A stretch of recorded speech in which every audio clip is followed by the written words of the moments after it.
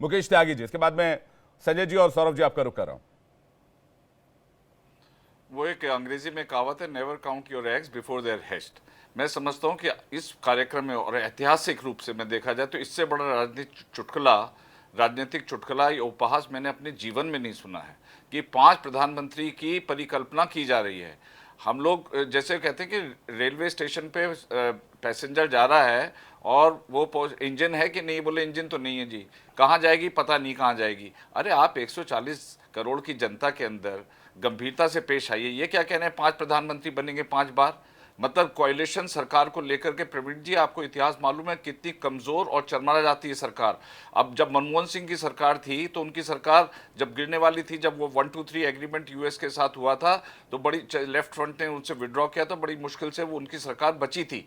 तो ये जो कोalition का परिकल्पना कर रहे हैं देश के आगे, क्या ये इतना बड़ा, मैं समझता हूं कि मजाक कर रहे हैं। जनता देख रही है कि इनका कोई हेड नहीं है, इनका ना हेड है ना टेल है। ऐसे हेडलेस ऑर्गेनाइजेशन को कैसे वोट दे सकती है? यहां तो एक सशक्त प्रधानमंत्री खड़े हैं जिन्होंने लगातार पिछले 10 वर्षों से निरंतर अपनी पॉलिसीज के माध्यम से देश को ऐसे स्थान पे ले गए कि we are the 5th largest economy today और तीसरी लार्जेस्ट इकोनॉमी बनने वाले हैं। और विकसित देश में जो है 2047 तक अमृतकाल महोत्सव तक पहुंचाने का संकल्प है। इनको यही नहीं पता। मैं समझता हूँ संजय राउत के या तो मानसिक संतुलन खो चुके हैं। इस प्रकार की बातें करना कि 5 प्रधानमंत्री बनेंगे, मुझे बताइए प्रवीण जी, जब इनकी इंडिया गठबंधन की मीटिंग हो रही थी तो ममता बनर्जी ने कहा कि इनको बना दीजिए प्रधानमंत्री, राहुल गांधी का नाम नहीं लिया उन्होंने, तो इनके सबके चेहरे उतर गए। उधर जब वहां पर इनकी बैठकें हो रही थी बंबई में, इन्होंने अपने अपने नेताओं के सबके पोस्टर लगाए थे। मैं समझता हूँ उद्धव ठाकरे जिस प्रकार से धोखा दे चुके हैं, वो भी सपना देख रहे हैं कि मैं भी प्रधानमंत्री बन जाऊं। जिस तरह से उन्होंने भारतीय जनता पार्टी के पीछे छुरा भौंका है और ओपनली उन्होंने हमको हमारे साथ जो समझौता किया था, तो उनकी तो क्रेडिबिलिटी क्वेश्चन में है। अगर मान लीजिए इनका मिनिमम वर्क प्रोग्राम बन भी जाता है तो क्या गारंटी कि एक दूसरे के प्रोग्राम को इंप्लीमेंट करेंगे? ये एक दूसरे में घूसेबाजी चलेगी, वहां तो एक सर्कस बन जाएगा। हर व्यक्ति महत्वाकांक्षी होगा, पहला प्रधानमंत्री का है मैं नहीं छोड़ूंगा, दूसरा अगर बन भी गया दूसरा प्रधानमंत्री, अगर उद्धव ठाकरे बन गए तो वो तो मैं समझता हूँ 5 साल तक छोड़ेंगे नहीं और उससे पहली सरकार गिर पड़ेगी। तो किस प्रकार का ये उपहास और इस प्रकार के वक्तव्य को सपोर्ट करना मैं समझता हूँ कि बहुत ही कष्टदायक है। बिल्कुल। आज केंद्रीय गृह मंत्री अमित शाह ने कहा कि परचून की दुकान तो नहीं है कि हर साल एक नया प्रधानमंत्री, हर साल 5 प्रधानमंत्री चुन लें आप लोग। इसके लिए भी अगर इस तरह की बातें की जा रही है तो ये बहुत सतहीन बेसलेस बातें हैं। लेकिन आपने बताया कि हेडलेस कोएलिशन आप कह रहे हैं इसे, कि कोई सिर ही नहीं है, कोई कप्तान ही नजर नहीं आता है। मैं खैर इस डिबेट को आगे बढ़ाऊं, मैं टीएमसी के हमारे प्रवक्ता जो है संजय जी के पास जा रहा हूं। संजय जी, मुझे बताइए कि ममता बनर्जी अगर पश्चिम बंगाल से 42 सीटें हैं, अगर 40 सीटें ले आती हैं तो एक प्रबल दावेदार हो सकती हैं प्रधानमंत्री की, आपकी नजर में?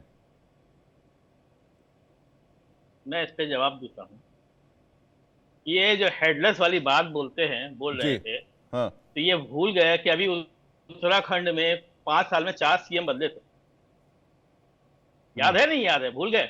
और अभी जब चुनाव हुआ था, विधानसभा का चुनाव हुआ था, तो राजस्थान में कोई चेहरा नहीं था, मध्य प्रदेश में कोई चेहरा नहीं था, छत्तीसगढ़ में कोई चेहरा नहीं था, सब बिना चेहरे के लड़ रहे थे।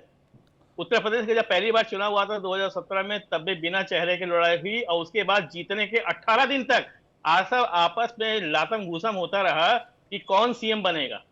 18 दिन तक सीएम घोषणा नहीं हो पाई। और ये बात करते हैं इस तरीके से हेडलेस। ठीक है, मैं आपका सवाल ले लूंगा, बीजेपी के प्रवक्ता से। वो आता हूं, मैं आता हूं जी बोलिए। अभी मैं थोड़ी सी बात बोल देता हूं मैं अभी उसके बाद। 400 पार का नारे लगाने वाले आज 5 पीएम की बात कर रहे हैं, तो वो अपना 400 पार का नारा जो है वो भूल चुके हैं। ये है हार का डर। और पहली बार मोदी जी जो है वो विपक्ष की जो है पिच पे बैटिंग कर रहे हैं। ये बड़ा मतलब आश्चर्यजनक बात है। 10 साल प्रधानमंत्री रहने के बाद अपनी उपलब्धियों को गिनाने के बजाय वो विपक्ष के नेताओं के बारे में टिप्पणी कर रहे हैं, कभी मुसलमान, कभी मंगलसूत्र, कभी कुछ। आज ये हार का डर, और ये डर अच्छा है। ये अच्छा है कि आपने क्या बोया है और वो अब काटने की बारी आ चुकी है। अब रही बात ममता बनर्जी की बात, तो ममता बनर्जी तो अभी तो लोकसभा के इलेक्शन ही नहीं लड़ रही है, तो वो तो केवल सिर्फ उन्होंने पहले कभी भी नहीं कहा था कि हम पीएम कैंडिडेट हैं। उन्होंने तो मल्लिकार्जुन खड़गे का नाम जो है पहले ही प्रमोट किया हुआ था।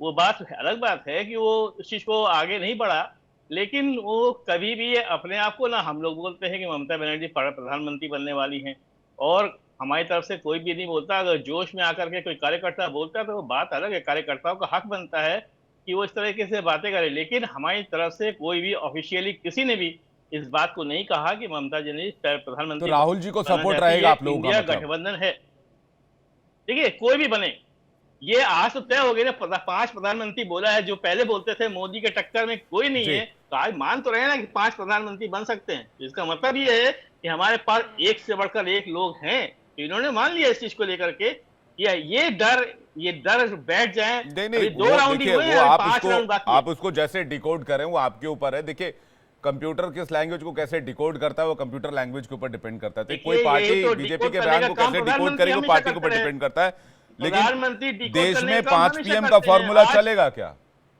नहीं, ये प्रैक्टिकली पॉसिबल है क्या? देखिए, वो प्रेस कॉन्फ्रेंस कर रहे थे, प्रेस कॉन्फ्रेंस में बातें उठी, उन्होंने किसी ने कुछ बताया, उन्होंने अपनी अपनी राय दे दी। लेकिन ये जो है, जो प्रधानमंत्री आज इसको एक जनसभा में आकर के बोल रहे हैं, ये हास्यास्पद है। इस तरीके से बातें बोलना ये हास्यास्पद। खुद तो जो है कभी जीवन में अरे एक तो भी जो है, आप लोग मीटिंग करके एक नाम दे दीजिए, तो डिबेट ही खत्म हो जाएगा। अरे तो सुन तो लीजिए, हम भी तो यही पूछ रहे थे कि उत्तर प्रदेश मुख्यमंत्री कौन होना चाहिए था, क्यों नहीं बताया? 18 दिन तक क्यों लड़ते रहे? क्यों जो है अभी राजस्थान, मध्य प्रदेश, छत्तीसगढ़ का जो है चुनाव होते उन्होंने नहीं बताया तो आप भी नहीं बताएंगे? वो जीतने के बाद हम लोग के पास बीजेपी को फॉलो कैंडिडेट की कोई कैंडिडेट की कोई कमी नहीं है, कोई चीज फॉलो करने की जरूरत भी नहीं है। हम सिर्फ और सिर्फ 1977 में जिस तरीके से जब जनता पार्टी की शासन में आए, उस समय भी कोई तय नहीं था कि कौन प्रधानमंत्री बनेगा। हम लड़ रहे हैं, हम भ्रष्टाचार के खिलाफ लड़ रहे हैं, हम तानाशाह के खिलाफ लड़ रहे हैं, बेरोजगारी के खिलाफ लड़ रहे हैं, झूठ के खिलाफ लड़ रहे हैं, या मोदी के खिलाफ लड़ रहे हैं। हम लोग लड़ रहे हैं और हम उसको जीतेंगे, और बड़ी भारी बहुमत जीतेंगे। और ये बात आरएसएस के इंटरनल सर्वे में मान लिया गया है। ठीक है, आरएसएस के इंटरनल सर्वे में भी आ गया है। सौरभ जी आपके पास आ रहा हूं।